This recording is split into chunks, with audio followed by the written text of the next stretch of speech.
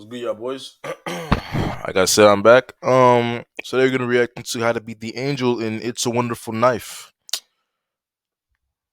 I don't really like the title. Who gives a fuck? By Nerd Explain, check him out. W YouTuber, very informative. I fuck with dude heavy. Like I swear to God, if I wasn't doing this YouTube shit, on God, I'd be watching this shit right now by myself. Like no bullshit, bro. That's how much I like this dude's YouTube shit, man. It's a W, man. Some real shit. On that note, man, let's get the video started, yeah, boys.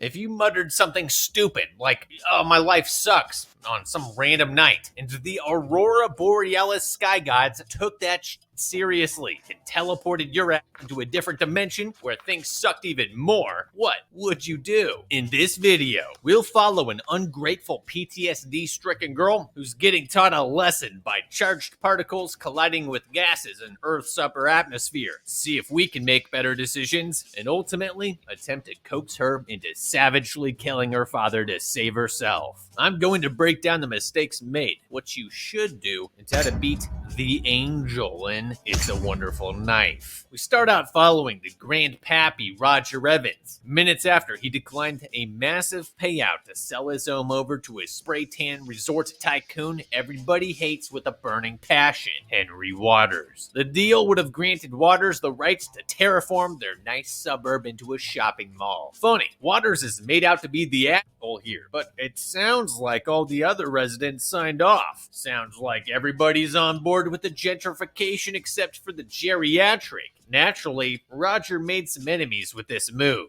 The doorbell rings. Henry, I told you. Should have taken the deal. Realistically, even with a shotgun in his hand, this dude came at old Roger so fast, it wouldn't have mattered anyway. While he's staring at the ceiling, gushing blood, generally probably just regretting his stubbornness, his granddaughter is out getting wasted at a high school party. Unwittingly, the next target is heir to Roger's home. She goes for the kiss. Look, we can't really feel bad for Eddie here. See, Eddie made the all too common mistake of macking on the heir to a home owned by a short-sighted senior that had failed to anticipate his own inevitable murder after denying eminent domain. It was obvious that Hannah needed to be sufficiently intimidated into handing the house over. Personally, I think hiring an assassin to shank her boy toy with a candy cane was a bit excessive. Now, Hannah's gonna be too freaked out to sit down and sign a bunch of documents. And we gotta dispose of another corpse. Speaking of subtlety, the assassin should really have made it look like Roger tripped and fell into the fireplace, as old people accidentally do from time to time. Won't it be a bit suspicious that Evan Waters came over demanding this deal signed, was denied, then minutes... Bro, but, hold on. This nigga, this guy right here, W actor. I watched some of his movies, man. I watched some of the movies, and bro, I just can't see him with his tan shit on. He looks like Tim Allen on Santa Claus, bro. That Evan Waters came over demanding this deal signed, was denied. Then minutes later, Roger was murdered, and his daughter was involved in another murder. I think they call that probable cause. Okay, it appears that Mr. Waters doesn't need her signature, or this is something else entirely. Either way, it sucks to be Hannah when he runs out to check on the chick who's actively getting prison shanked as if she wouldn't be next. Turns out, she's next. Before the assassin slips the dagger into her carotid, she whacks it in the head with her camera, ditching it in the woods where nobody's around to help her at all. Turns out, not a good move. I think I'd have gone back inside with everyone else and tripped that clicky thought as a diversion. Winnie's brother, Jimmy, football tackles the assassin to the ground in the nick of time. While the assassin is shook, they both... When I see this shit, bro, don't fuck the tackle, bro. No. The tackle's good, but you gotta like find the weapon in his hand. You probably might not even know that he has a weapon, but if you peek from afar, get the weapon because that nigga will steady. Fuck, I've learned this shit now. Even in a fight, it doesn't matter what you know how to do. Once the other person has a weapon, you're fucked. Like the chance of you winning are like 60-40. 60, they're gonna lose. 40, you're gonna win. And it's like, bro, like that nigga just easily bam, bam, bam, bam, like on you, and you could just be like trying to throw that bitch away, but fam, you know, and especially if you do get hit, like when you better hope the guy you make it to the hospital, man, because that blood loss is real, man. I ain't never been stabbed. I'm just saying that blood loss is real. With hightail it out of there, except he's right in front of them now. It's clear now that we're dealing with a teleporting demon. Running's not an option. It's a fight to the death, now or never. While Jimmy's holding off the knife for what seems like an absolute eternity, Winnie apparently had the keen combat instincts to run off into a random garage in search of a car battery that was all wired up with jumper cables already, just ready to cook a motherfucker. And what do you know? She found one. Winnie pulls the mask off, revealing the assassin to be none other than Evan Waters. And that, folks, is why you pay other people to murder for you. Clearly, he had the money, but revenge just must have been too sweet to pass up. Great. Now, Winnie, go back into that garage, find a shovel, and kick it down through his neck until there is a clear separation. I've watched enough movies to know that electricity is an unreliable form of execution. If Marv survived getting zapped into a skeleton by Kevin, this dude can easily survive a car battery. It's 1 year later. Winnie clearly got the short end of the stick after torching Evan Waters. Never trust anything unless it's like a clean, like a kill shot or like a clean cut off, you know what I'm saying? Because I mean, electricity can kill, but you just don't know. You feel me? Especially if you walk away, you'll never know. Suffering intense PTSD, her university application was denied. Mr. Waters' son threatens to end her life while on a brisk walk. Her insufferable family gives zero shits about her paving the way for their thriving. Yo, my boy. If I'm her boyfriend, stay the fuck away from me, nigga. You're not ending nobody's life. You know why? As concealed carry, bitch ass nigga. What the fuck? Yo, click that shit. I ain't click that. Yo, shorty. Yo, babe. I don't even like say that word. Yo, shorty, or whatever the fuck your name is. Pull a camera out. Record. He said, "I'm going to threaten to end your life." Hey, man. Please pull out that shit out. Please pause. Bro, pull that shit out, man. I got a nice what's that shit? I don't even know what kind of pistol to get, bro. I don't fucking know. I got a nice Ruger FN57. Don't try me, buddy. Shit gets hectic out here. I'm sorry, stop, bro. Father-son realty business, and on Christmas Eve, her parents get her brother a new truck, and for her, pink pajamas. Winnie is pissed. Rightfully so, storming off to meet up with her BF Robbie at a party, who she finds out is banging her best friend Darla, and has been for the past year. Yeah, she's not doing great, and I have a feeling it's about to get a whole lot worse. Under the Aurora Borealis, Winnie wishes that she was never born. The gods answer. Did the power go out or something? Yep, it got worse. It can always get worse. Winnie executes a smart play, bashing the cop window open and radioing for help. Luckily, help arrives in seconds. It's Buck, who's a sheriff now. Already, things are not right in the neighborhood. Buck was never a sheriff and claims to not even know who Winnie is. Not only that, but he says that the Angel has already killed 26 people and claims a new victim every couple of weeks. Okay, I think it's safe to assume our wish upon a star transported us into an alternate dimension. It's the logical explanation here, especially after Buck's big bro shows up. Hi. Winnie rushes home to find out that her wish came true. Her family has no idea who she is, and her brother is dead. She goes back to the same party as last time. None of her friends know her either. Basically, everything is fucked. As they say, be careful what you wish for. You might just get it. Silver lining here, though. You're not getting swung on by the Angel like this dude. Pretty impressive considering how high he is. Equally embarrassing for the Angel, getting dunked on with trash and flower pots by a guy who's most likely hallucinating half of what he can actually see. Unfortunately, he couldn't power through the buzz hard enough to save himself. Please. This message has been sponsored by the Office of National Drug Control Policy. Dare to be drug-free. Meanwhile, Winnie's been investigating. She finds conclusive evidence that she is, in fact, an interdimensional ghost. A high school yearbook with her picture missing. She invites the only person who she never actually knew, Bernie, to help her Scooby-Doo this Chris Angel mind freak. Before we continue the investigation... Why Bernie look good though? What's up, Bernie? You ever had a Zo boy? You know what I'm saying? Like, I got the, you know what I'm saying? But yeah, hold on. I feel compelled to include this scene of Percy taking a break from smoking on her couch to smoking outside, where she finds the severed head of Mr. I'm not gonna live my life in fear. Maybe a little fear is a good thing. Okay, back to Winnie and her sidekick. Bernie's got a full Charlie Day investigation going on in her living room. Let's find out what she knows. 1. The victims have been mostly teenagers. 2. He murders every few weeks. 3. All the murdered teenagers had families with businesses in town. 4. All of these businesses are in competition with Henry Waters somehow. 5. Based on Winnie's wish, she wasn't around to stop Waters, so he was able to kill his way to the top of the town. Okay, so it's Waters. The bad news is his brother is the sheriff.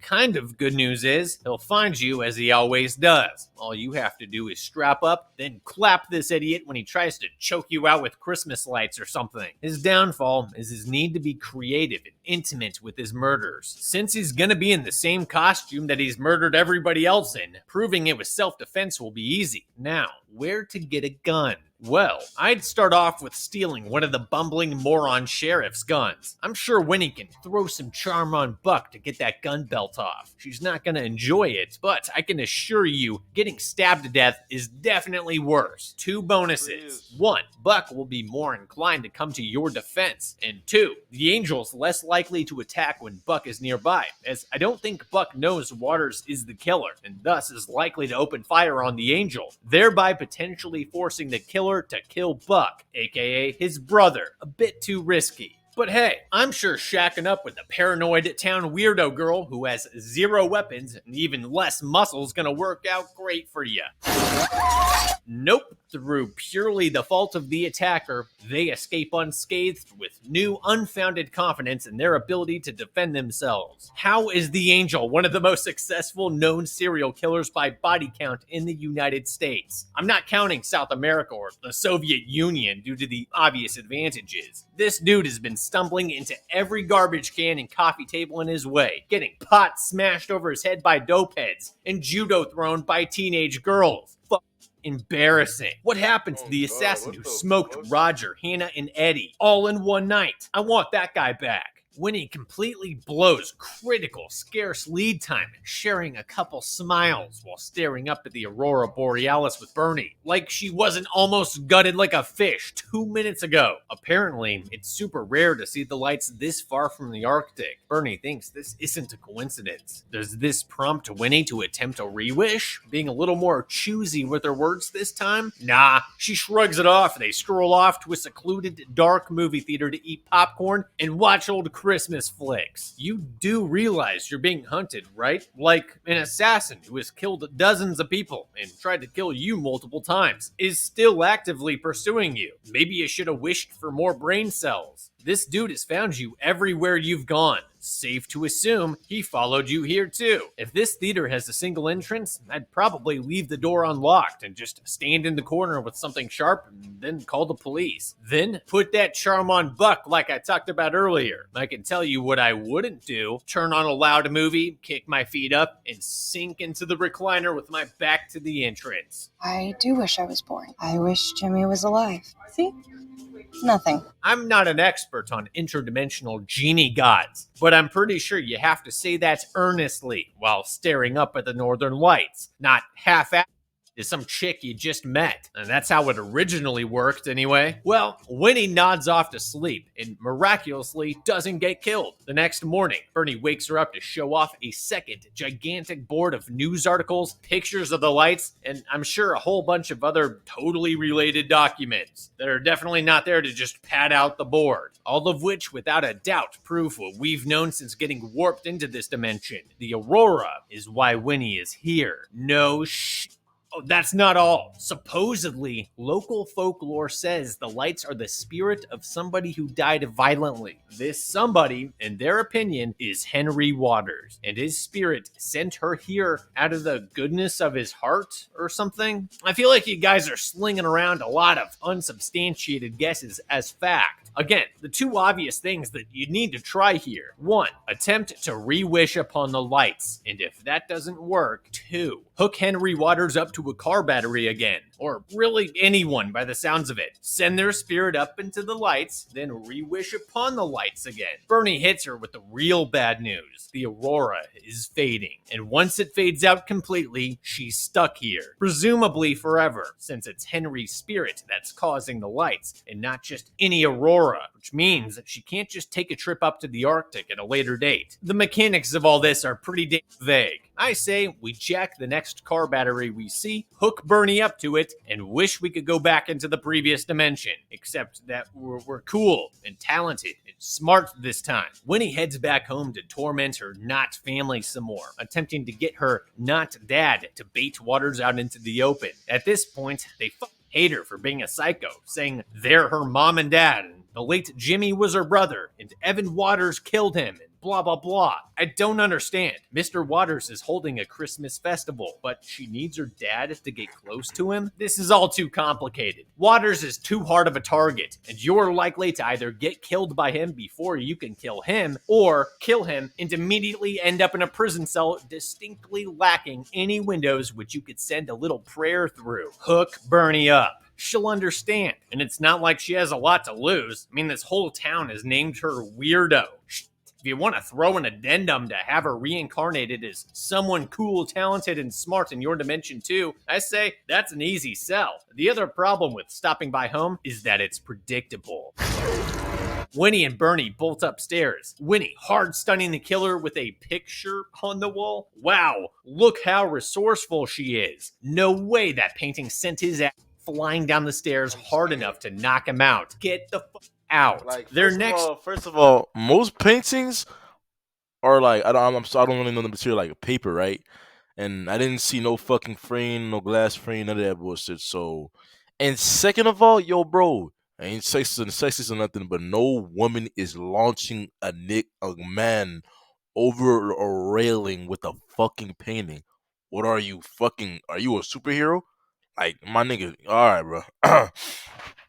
logical move is to tiptoe over the clearly not lifeless body with a knife in his hand, and then get your gooch slit open when he suddenly wakes up. We all know that's gonna happen, so it's bizarre to me that they don't 450 splash this motherfucker before he has the chance. If a flimsy painting knocked him out, you should see what the heel of your boot can do. Or 3. Oh my fuck. God, nobody even attempts to secure the knife when crossing over either? Jesus, tap dancing. Christ, this dude has a knife in his hand, Bernie. How about remove it before your bestie splits her two femoral arteries over him? Winnie's the only remotely sensible person here, and that's not saying a lot. Going for the knife to remove this threat altogether instead of playing cat and mouse until he eventually gets the drop. Only problem is, she's stuck in quarter speed slow-mo for dramatic effect. She can't do it. She just has to remove the mask beforehand, because we need to humanize the man trying to kill us. It's like the reverse villain monologue. This is definitely a shank first, see who the corpse is later type of situation. Oh, well that sucks. Now you know that if you weren't born, your dad would have turned into a vicious serial killer. Cool. We all know you're not gonna kill your not dad, especially not brutally enough to turn his soul into pretty waving lights during the equinoxes. With time running out and the aurora fading, she spends her time bandaging Bernie instead of electrocuting her. Evidence for this is Winnie telling the others and herself that after Jimmy was murdered by Waters, allegedly, Waters was able to control her dad, using him to remove the competition, making her dad kill in order for Waters to expand his empire, allegedly. Yeah, or in this timeline, your daughter's to kill her dad, using him to murdered by Waters. Is Winnie telling the others and herself that after Jimmy was murdered by Waters, allegedly, Waters was able to control her dad, using him to remove the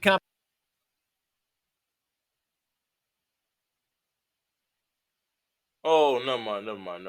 Competition, making her dad kill in order for Waters to expand his empire, allegedly. Yeah, or in this timeline, your dad's actually just killing people because he's a fucking psycho. I know that's hard for you to stomach, No, but it you have definitely is. zero evidence Waters is killing Little anyone, Belfort and love killing. 100% conclusive Well, the evidence killers are your killing, dad man. is. They don't That really care. look of confusion when he woke up you were talking about wasn't him battling angels and demons on his shoulders. It was him literally being confused, waking up after getting hit in the head. Bernie and Auntie do their best to pep Winnie up to kill her dad, saying that if she doesn't, he will kill her, kill tons of other innocent people, and generally just destroy this entire town. Great. Should have thought of that while you were holding a knife over his neck, dumbass.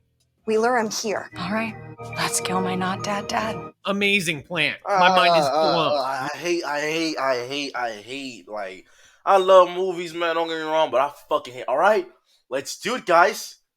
Like, get the fuck out of here, bro. Is this 2005, my nigga? Oh my god, corny and crazy as fuck, man. Like, bro. Like, oh man.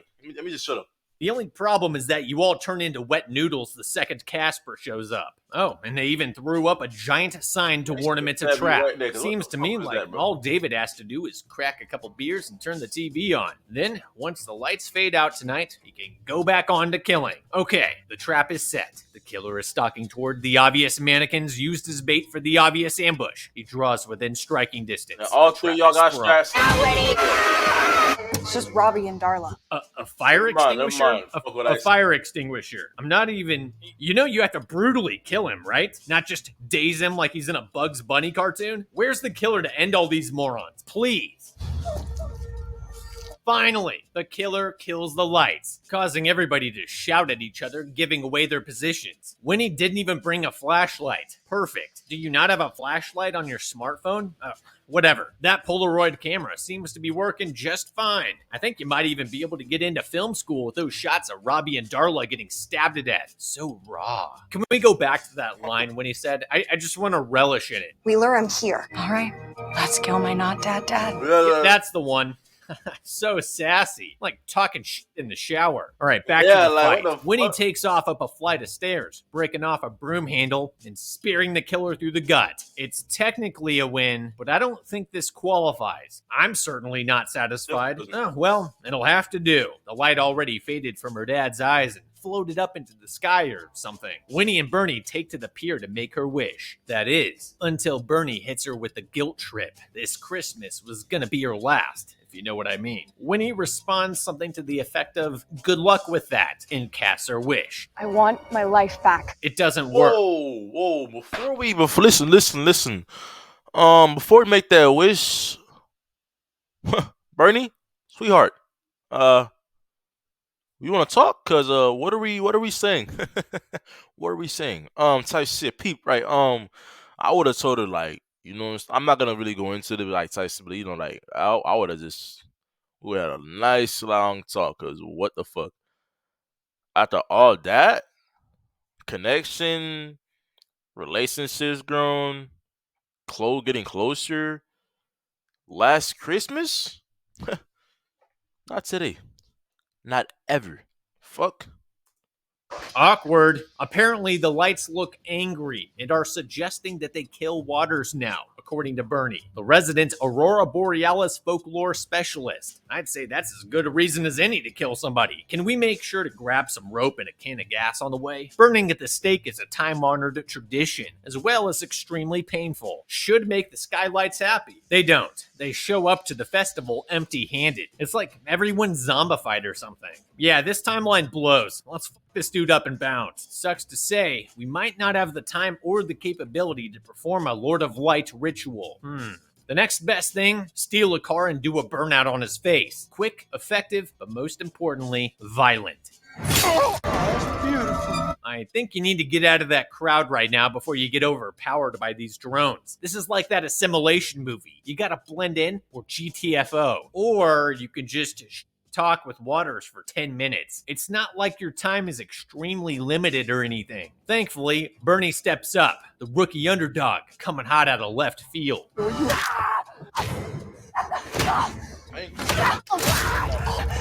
Skylights are happy That now. nigga gone They already, didn't bro. even need to head stomp Waters Drive style, which means Winnie gets to go home. Pink jumpsuit, a happy, loving life and all. Things are better than ever now, too. Bernie's alive and remembers everything. It's a Christmas miracle. In the end, all Winnie had to do was be grateful. A lesson to us all. Beside that, brutally murdering her dad and Waters would have been far easier than she made it out to be. For that reason, I think It's a Wonderful Knife was beat.